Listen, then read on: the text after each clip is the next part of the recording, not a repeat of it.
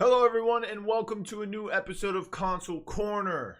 Today, we start off with some more NBA 2K action. Now, the Cavs Legion were held to 0 points in the first quarter against the Wizards and just 5 points in the entire half, which breaks the record that was set just a few weeks ago by the Jazz when they were held by the Kings to 7 points in an entire half. Despite this, the Cavs still managed to come back in Game 2 and beat the Wizards and finish the night 3-1 to advance to the elimination bracket of the tip-off tournament. And what do I have to say about the Cavs and some other standout moments from Night 2 of the tip-off tournament itself? So let's start off with the format. The format was kind of wonky. There's an odd number of teams in the league with 23, I believe. So 6 groups aren't going to have equal amount of teams. So last night we watched 2 groups that had 4 teams in them. And because of it, I believe there was a wild card, or one of the groups had 4 teams. It was the group of death, which it was coined. It had Blazer 5 Gaming, Raptors, Genji Tigers, and the Lakers. Lakers stink. They went 0-4. What was surprising to an extent, but not surprising at the same time, if you can catch my drift, was that Blazer 5 Gaming went 0-4 as well. Genji Tigers going 4-0 along with the Raptors. So Genji Tigers will get the wild card spot. The Raptors went 4-0, and they were the higher seed coming into the tournament, I would guess, which is why they didn't get the wild card spot, and Genji did. So I think that's how it played out. There's no really clear-cut way of how the pool play determines seeding and stuff like that. But the Raptors continue their undefeated dominance. I mean, they came into this tournament 9-0 from the remote play, which, by the way, due to the COVID-19 situations and the protests going on all over America, they will continue remote play for, I believe, another 8 weeks, if I have that correct. So it was very interesting to see the Lakers and the Blazer 5 Gaming both go 0-4 each. Blazer 5 seemed at times to have no idea what they were doing. The biggest problem with this team is that they have no defense, pretty much. And good defense this season translates to really good transition offense. And that has been the problem for Blazer 5 Gaming. All of the points that Mama I'm That Man, or their point guard is scoring, he has to create himself in the half-court game. And this year's game, from what I've noticed and what a lot of the players have noticed and voiced their opinions on Twitter, especially players like Fab and some of the other vocal guys like that, is that your point guard cannot just create opportunities in the half-court game. The defense, the rest of the team on defense has to kind of transition, or they have to kind of turn that defense into a transition offense at a full court pace for the point guard most of the time. And we've seen that a lot with Kenny and the Raptors. It always seems like Kenny's on the break. So Blazer 5 Gaming not playing so well right now. They even moved Hood to the power forward position, which is now the 3rd position he has played for them this season. He started off at the 2 guard. They moved him to small forward. I think there was a night where they took him out of the lineup completely. Maybe it was an entire week, which would only be 2 nights for the Blazer 5 Gaming. But maybe I'm wrong about that. But now he's playing power forward. I still think they haven't figured out exactly how Hood can help them. There has been a few nights where he's gone off and he's done really well and the team has done well. But those nights are very far behind from what it seems right now. On the other side, Genji Tigers going 4-0. This was kind of surprising as well. But let's get back to the main topic here, and that's the Cavs. They were held to 0 points in the first quarter against the Wizards. That was in Game 1, I believe. And then in Game 2, the whole script changed. The best thing for the Cavs is that they beat the T-Wolves 2-0. Remember, they're only playing 2 games against 2 teams, so they play 4 games in the pool play. So it's not a best of 3. It's it goes down to record first, and then if there's a tie, it goes down to point differential, which, by the way, a lot of teams did not. I don't think they really caught on to that. They were kind of easing up on the gas pedal at times, it seemed. So they go 2-0 against the T-Wolves Gaming, which sets them up nicely against the Wizards, who came into this 1-1 with the Hornets.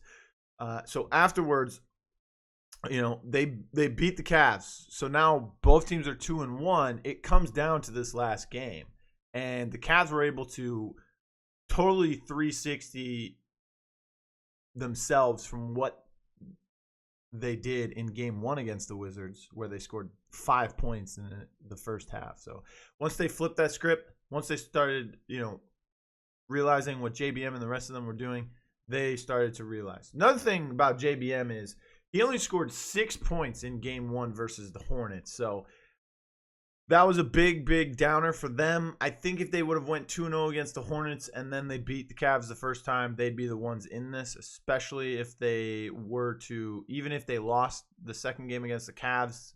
Remember, it's point differential for the tiebreaker. So they could have made it out of this if they beaten the Hornets. But Strainer for the Cavs has really stepped up yesterday.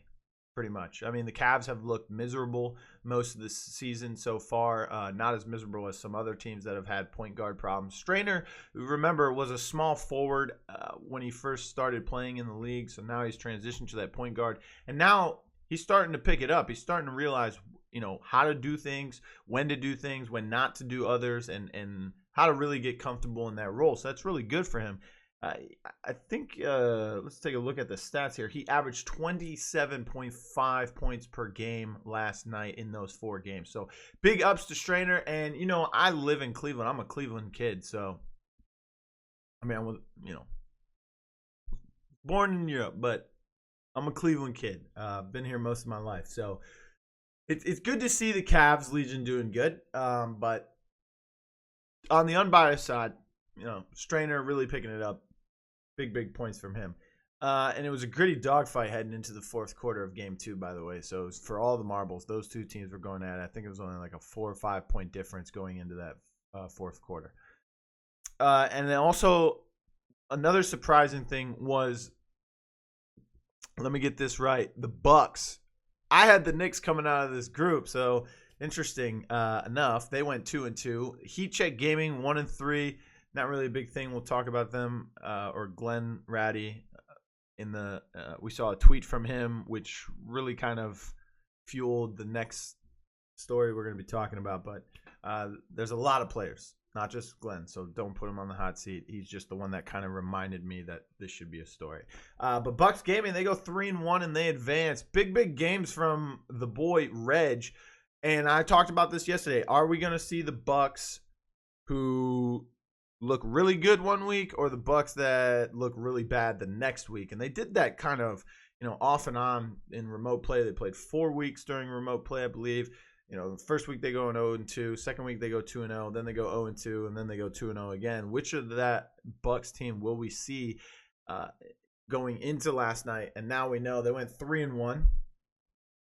And Reg, 37 points per game. He had 8.8 assists per game and 54 field goal percentage. So big games from Reg and the rest of his team. I know A-Rook's playing well at the small forward position. Plondo moving back to the center position from the power forward, I believe it was. So he was still able to contribute at a high level, even though early on in the season playing center for him was kind of difficult. But now he's transitioned back into that role that I think he's more comfortable with. So shout out to the Bucks. They're moving on, and they have a tough matchup. I believe they're going up against the Raptors. Let's go ahead and take a look at the bracket here.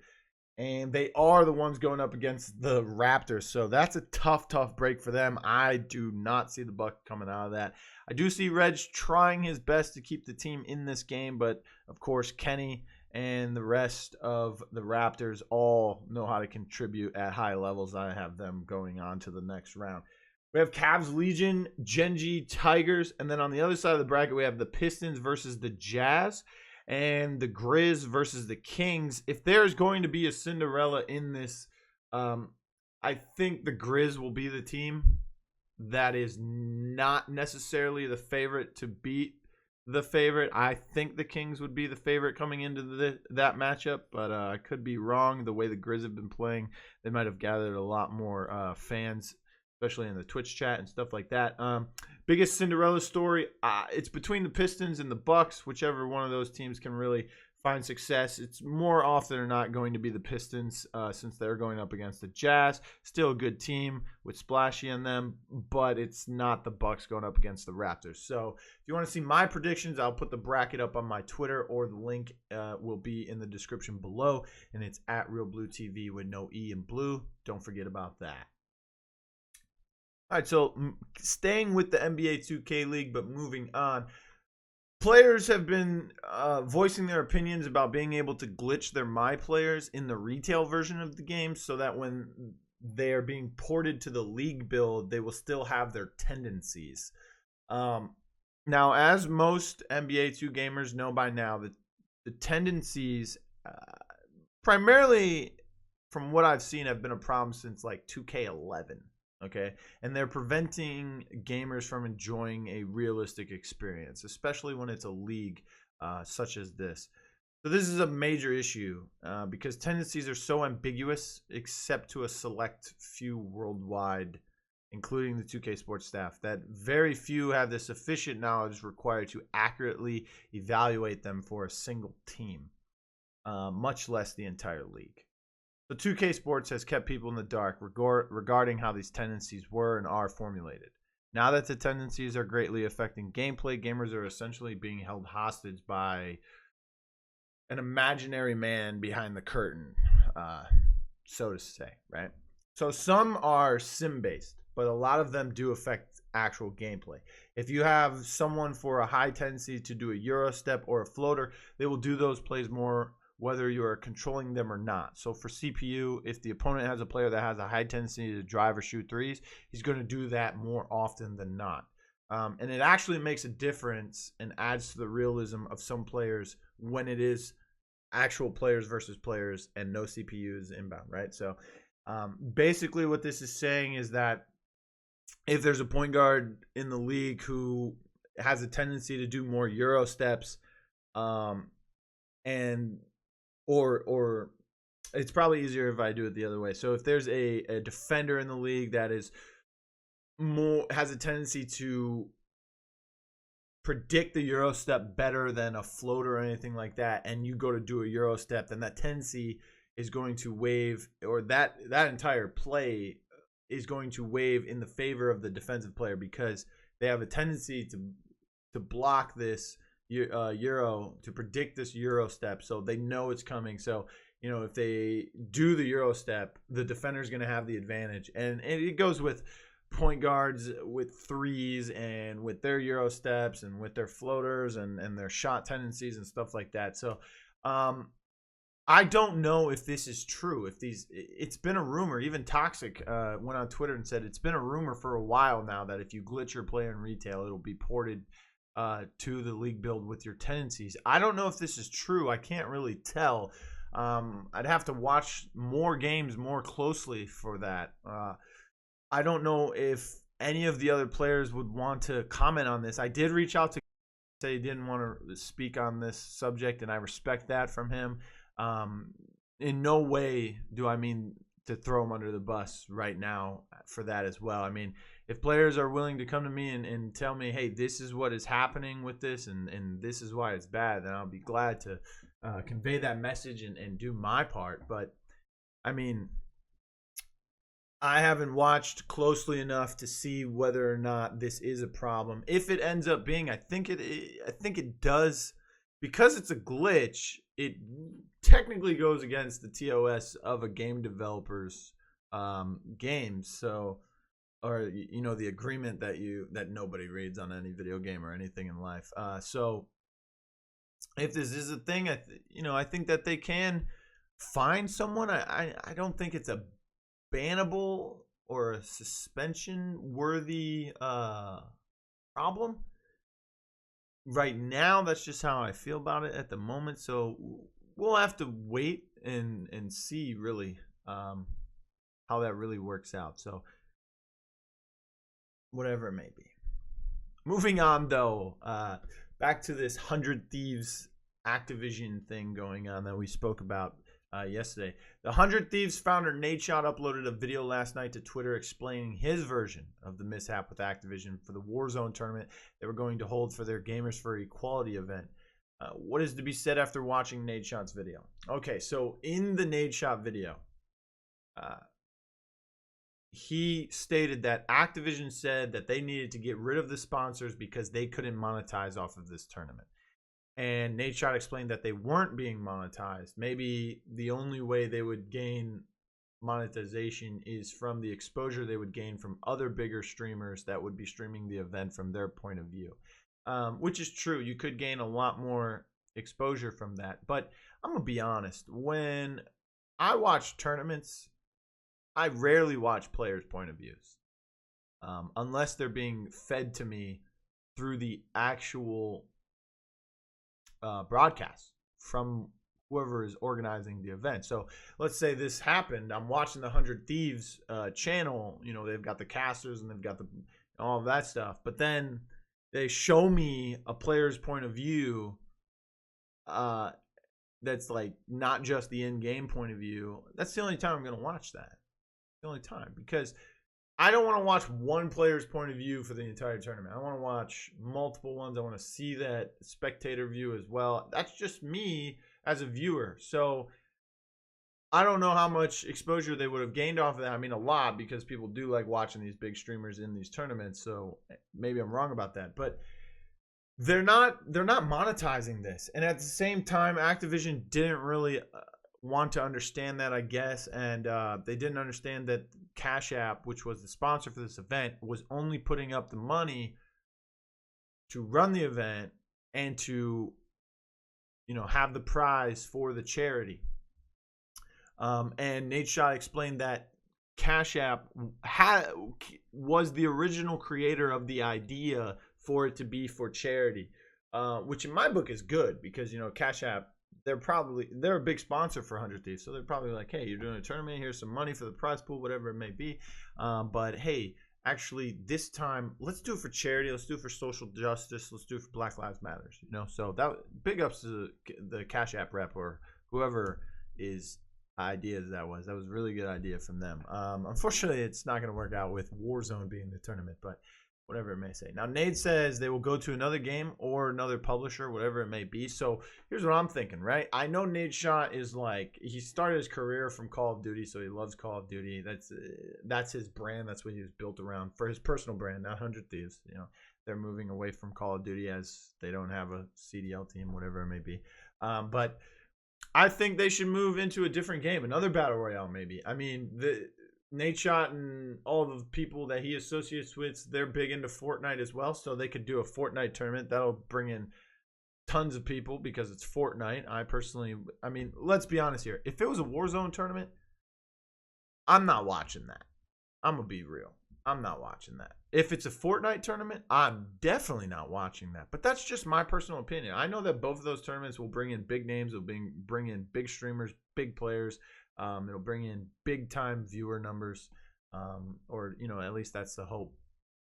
But I don't know. I've been playing a lot of Apex Legends lately. I really like the diversity of that game. It's kind of like the other games I've played, you know, FPS team-based objective shooters. So it's got those different characters with different abilities and stuff like that. But it's still got the Battle Royale kind of vibe to it, since it is a BR. So it does have that vibe. So I think that could be a good one. So, of course, Fortnite, Apex Legends, I think they can even move into something else. Doesn't matter. Play chess for all I care. You need to get this done. You have Cash App wanting to put up a lot of money towards charity. It's a good charity. It's a good cause, and it's very, very relevant, too, at the moment. And it's just right. So just get this done, Nadeshot, Cash App. Get it done. If Activision doesn't want to do it. And Nadeshot also addressed that Activision, he doesn't think they were sliding towards the Black Lives Matter movement or social justice. Don't even say that. Don't say that. Activision would be stupid if they slighted against that. So don't even say that. You don't need to. That's insinuated, because if you are against that, you're an idiot and your company will lose money, because it's wrong. But whatever it may be. So, yeah. Moving on. PUBG Mobile had their 8th night of the regular season last night to close out week 2, and with only 30 matches played, 5 less than most at this time, Tempo Storm still sit in the top 3, while Wildcard and B4 are only separated by 1 point for the lead. Omen Elite also had a huge night, with 2 players being among the top in kills for the night, and Pittsburgh Knights are starting to find early game success and being able to put out top damage in 1 or 2 games last night. So PK has been really good on Erangel. And that's pretty much it. Every time they play that map, they put out tons of damage. They make it into the top 10, possibly the top 5. And then when they play the other maps, they're absolutely middle of the pack at best. So Pittsburgh Knights, they put out a lot of damage, but they need to find some success on other maps, which is very important because 3 of the 5 maps are not their good maps every night. So they need to kind of pick it up and figure out what's wrong. On the other hand, Omen Elite, they're starting to creep into the top 10. They made it to the 10th spot. They were in the 11th the night before. So maybe next week on day 9, they will be in number 9. They'll be in 9th place on day 9. Who knows? Omen Elite is kind of stepping up. You know, actually, there was a big play from Omen Elite that really, it kind of impressed me. It was Juicy and Nico, and I think Juicy went down if I recall correctly. But Nico, nonetheless, was in a 1v3 versus Team Solid. Team Solid's 3 guys are like huddled up behind a buggy up on this hill. They have the high ground. Nico starts running up the hill, and he's able to take them out. I think there was a smoke thrown. I don't know who threw the smoke. I think it was Team Solid, but whatever it may be, Nico just 1v3 Team Solid, so he's been stepping up, although Team Solid dropping back into last place, as expected from me. Not looking so good. They do have a chicken dinner, I believe, so I don't know how they got that. I need to... Did they have a chicken dinner? Let's take a look here. They have made it to 19th place. They do have a chicken dinner. So does the last place team, Mazekis Esports, so... Some interesting games coming out of the PUBG Mobile League. But yeah. Omen Elite stepping up. Juicy and Nico, man, making big plays. Cloud9 didn't play last night, so they're still down there in the bottom. And also, B4 and Wildcard. I actually watched a video from Wildcard's player Slicky, and I was listening. It's like a 3-minute video. It's the end of a game where they won. I think there was about 23 people left in the game when the video starts, and it's just for comms. The whole video is just so you can listen to their comms, and their comms are so ecstatic, and like at times they're real chill. Like they're in this fight towards endgame. I think there was only 1 or 2 circle closures left, and they're just like, yeah, he's over there. I'm smoking the... They were real nonchalant, and I was like, wow. And then when things started to go and they were getting closer and closer to the win, the intensity stepped up. But Wildcard won that game in that video that I watched, and that's one of their wins. I think they have 4 chicken dinners now. They're tied with B4, who's in 1st place. Tempo moves down to 3rd because they haven't played as many matches as Wildcard and B4, which, by the way, B4 in the lead with 418 points. Wildcard has 417, and they both have 35 matches played. So Tempo Storm, Wildcard, and B4 could be in a race for that 1st place spot. Going into the finals to determine the 7 who go to World League, I believe it is, for Americas as well. This is awesome because these 3 teams, I predicted Wildcard to be in the top 5, and I predicted Tempo, who I still believe is the best team in the league, to be in that top 3 as well. So, I mean, B4 is playing phenomenally right now. I mean, even last night, they made it to the end there with... a Wildcard in that video that I was watching for the comms, so they were still doing great. They picked it up, and we're going to take a look at the kills here for Wildcard in a moment because there is a big difference. But last thing I'm going to say about the standings, XQ, they were actually in that video, and they had the high ground, and I think they came in 3rd or 4th. They had the best position for that endgame circle, and they gave it up because they wanted to push into a fight. That was a bad decision. They ended up losing that. But let's take a look at Wildcard Gaming stats right here for the players. Slicky, I think that's Acer is how you pronounce it. Enigma and Spring all doing great things. But look at Acer, man. 61 kills. The kid is going insane. Oh my goodness, it's a treat to watch him. Slicky, Spring not too far behind with 38 and 35 respectively. Although Spring, look at that, 35 kills, 35 knockouts. That is looking good right there. I mean, not all of those are probably, those aren't probably the same ones, but it looks like he's going perfect right now. Enigma, 14 kills, but he's doing a lot of damage still. For just 20 knockdowns. So he's still there. He's still kind of, I think he's the guy who like carries the most smokes and grenades for them. I could be wrong. I don't really see a lot of Enigma's point of view. Most of the times in the pro stream, we see Slicky, we see Acer, we see sometimes Spring, and then I watch Slicky's videos for the comms and stuff like that. So I see a lot of point of view from Slicky. But Acer, Wildcard Gaming, they're doing great, man. 61 kills. So it's been a real treat to watch them. Remember, I told you in scrims they do those long rotations around the outside of the circle. Those are still starting to help, but now they're starting to move into those circles, take away from those third-party fights, and they're engaging in their own fights head-to-head and getting the big plays off of them. But moving on, we go into Paladins. Someone yesterday told me, I thought you weren't going to talk about Paladins anymore, but it's still esports, so we'll still talk about it. I still love the game at heart, so whatever it may be. One of the people who works in the league ops blocked me on Twitter. I don't know why. Last time I spoke to them, we had a good standing relationship, I believe. So whatever. I mean, I don't know what I did, but I'm sorry for whatever it was. Paladins Pro announced their summer finals details yesterday. With COVID-19 still keeping esports on remote play and away from the LAN method, they have had to pivot for their end of phase 1 competition.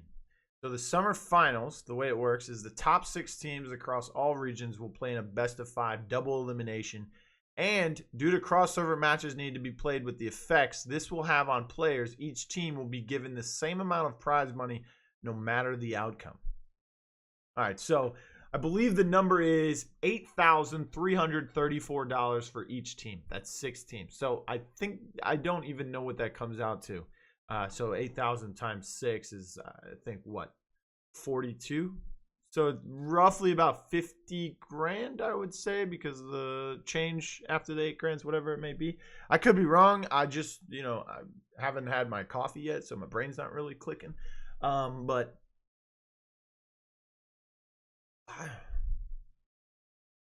part of me wants to think that this is the best case scenario, but another part of me wants to say this is a dumb system. In the post, they said that they had coordinated with the players and the team. So apparently the players and the teams have agreed to this. I wouldn't have agreed to this. I would have just said, if I'm a player on one of these teams, because it's the top 2 teams from the 3 regions, right? If I'm a team in this region, here's what my suggestion would have been, right? It's forget the cross-region play, right? Just play the individual regions for the summer lands, right? But so if you take that money, so each team would get 8,334, so roughly 16,000 per region. You take that 16,000 and you split it between a first and a second place in that region, and you take all 6 teams in that region and you have them play a bracket. So the way it would work is the first and second seed teams in each region would have a bye the first phase of the first round of the bracket, and the 3rd seed would play the 6th, and the winner of that would play the 1st seed, and then 4th and 5th would play each other, and the winner of that would play 2, and then the winner of those would face each other for the finals of the bracket, right? Remember, this is just a mid-season tournament anyways. I mean, last year we had the mid-season invitational, and the year before that we had the summer LAN, and we also had the spring masters. It was a different system back then, though. But I think that would be the better way to do this. That way there is a sort of reward for getting first place. I mean, you're getting the majority of that 16 grand that would have just been split evenly between the 2 teams anyways. I also think it would call for better viewers. It would be better for the viewers, because right now I don't know how well it's going to go when people tune into the stream and they see, you know, Prosper Logic playing against a Brazil team with 500 ping. Meanwhile, Freeze God in Brazil is just flicking headshots with no input delay and no ping and 6,000 frames because of it. So I don't really know how this is going to go. And I'm kind of scared for the viewer's point of view, to be honest. I'm kind of scared for the players who are going to. As a player, I wouldn't want to be like, oh wow, I'm gonna have to deal with this 500 ping and try my best to win. I mean, it's going to change the way teams draft regardless, because people in Europe are not going to draft blasters against Brazil, maybe even against NA. Who knows? So I just don't think this is going to be good to watch. Plus, every team is making the same amount of money no matter where they finish in the bracket. So what happens if a team just doesn't want to play? What happens if they don't show up? Do they get fined? Do they not get their prize money? Because technically they could just forfeit and they're still going to get the same amount of money. This is basically playing for bragging rights. This is probably the, you know, what they say, it's the people above me's decision, but I just play the individual tournaments and split the 16 grand between the top 2 teams that win that bracket. If it's going to be an exhibition thing, make it an exhibition thing. And not only will this help you all the ways I told you, but also this could expand your viewership, because you could do the Brazil region tournament week 1, week 2 you do the NA version tournament, and then week 3 you do EU, and that's a good break, right, from the normal season. So I don't know. Whatever it may be, you can check out the tournament. It's going to be happening very soon. Check out twitch.tv/Paladins Pro. Moving on, though. Many Overwatch League fans are upset about San Francisco Shock's former player Sinatraa receiving his in-game Zarya skin is blank. This is stupid. That's what this is. Okay, this is just plain out stupid. I don't understand how a skin can trigger people on this level, right? And I'll explain what I mean, because I do understand how a skin can trigger people overall by the actual skin, because we've seen that happen in Paladins with Pepper, which was the alternate Pip skin or whatever, right? So still to this day, it's triggering people. But what I mean by this is that people are upset that Sinatraa is getting his skin even though he's already left Overwatch and he has moved on to play for the Sentinels in Valorant. The guy still won the world championship. The guy still got the MVP. The skin looks great. The Men in Black vibes, awesome. It's on Zarya. It's alien. It's awesome. Shut up and don't purchase the skin. That's all it takes, man. If you don't like the skin, don't get the skin. That's all I have to say. This is stupid. The skin looks awesome. Sinatra's awesome. He was MVP of Worlds. He won Worlds. Awesome. Awesome. Just put Sinatraa in the game, okay? If you really want to piss people off, put the actual dude in the game. Whatever it may be. I don't care. This is stupid. Next, which of these is most likely to happen first? The 76ers get a regular season win, or Blazer5 Gaming put Hood on the trade block? All right, so there's only 2 teams in the league that have not won a game. That is the 76ers and the Celtics. I believe the Celtics will get a win before the 76ers, because the 76ers haven't played in years before the tournament, and they ended up playing in that.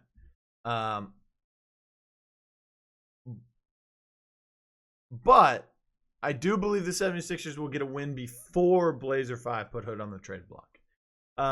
So here's the thing. Hood, even Scott Cole said it at the beginning of the season. If Hood doesn't work out in Portland this year, he thinks Hood will never make it in the league after that, right? So it's kind of a problematic thing, because I don't think anybody wants Hood.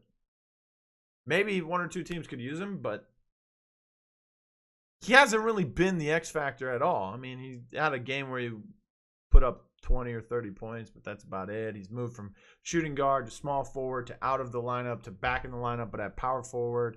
So the Blazer 5 doesn't play defense like we talked about earlier, so there's no good transition offense. They have to do everything in the half.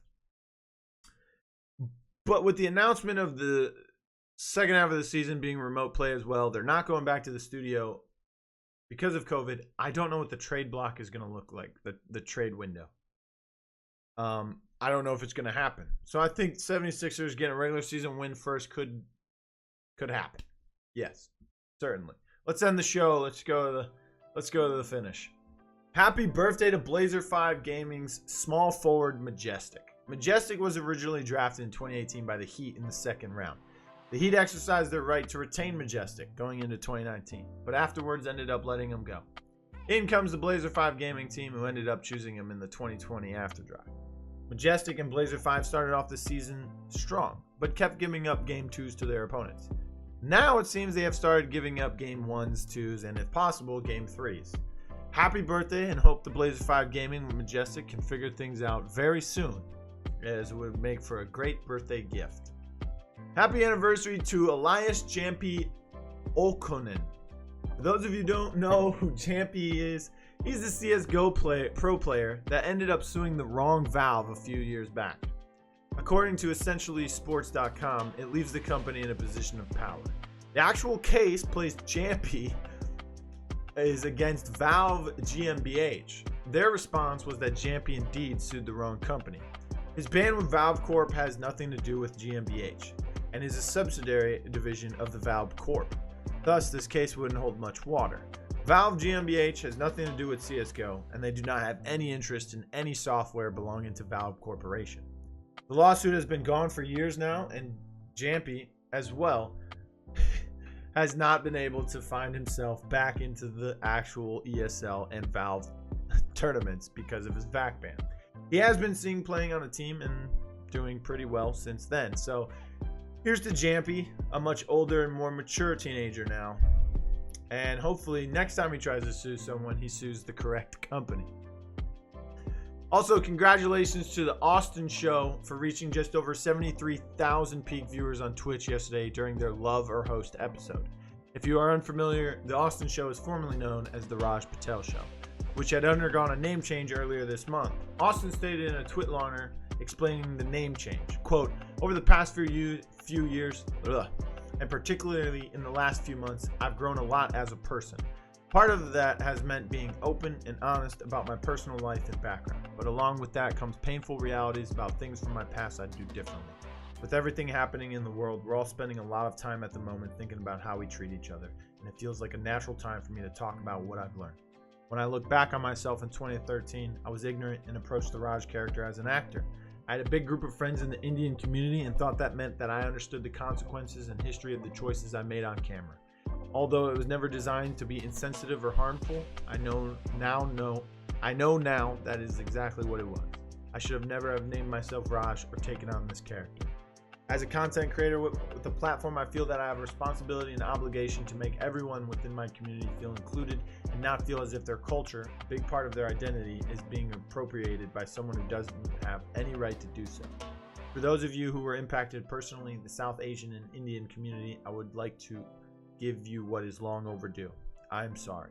As a white man of privilege, I will never be able to understand the struggle and hardships that people of color go through every day, and my words and action have the power to add to that experience. I understand this now.